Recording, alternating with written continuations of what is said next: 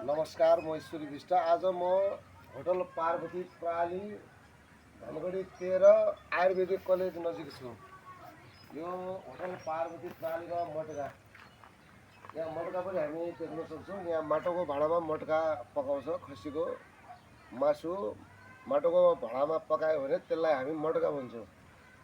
यो प्राली होटल प्राली पार्वती प्रालीमा आज हामी छौँ। यहाँ चाहिँ यहाँ हाम्रो धनगढी 13 राजपुर, यो धनगढीबाट अगाडि बढिसकेपछि राजपुर चोक प्रहरी बिट आउँछ। बिटबाट हामीले धनगढीबाट आउँदा लेफ्ट लाग्यो भने चाहिँ हामी आयुर्वेदिक कलेज जाने बाटोमा आउँछौँ। कलेज पुग्नुभन्दा कम्तीमा 50 मिटर पछाडि नै यो बाटोमै यो रिङ रोड भन्छौँ हामी। यो रिङ रोड चाहिँ रिङ रोड नजिकै छ।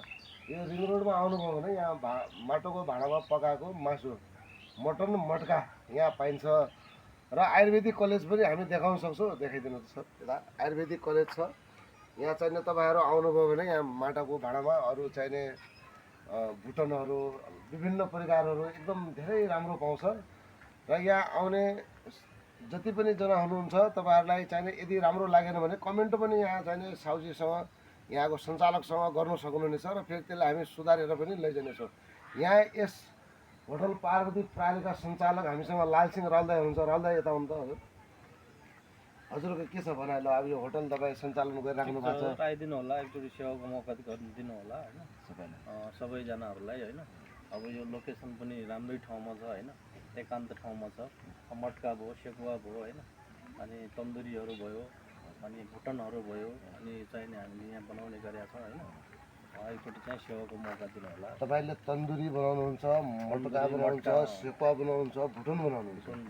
ल यो होटल पार्वती प्रालीमा मटका तन्दुरी सेकुवा भुटन यति हामी पाउँछौँ। यदि यहाँ आउनुभयो भने तपाईँहरू आलुको कुचिलाहरू पनि पाउँछ। आलुको कुचिला पनि पाउँछ।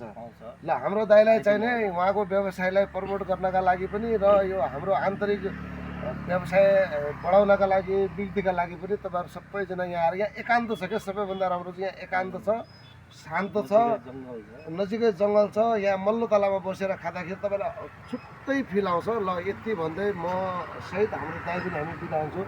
नमस्कार, धन्यवाद।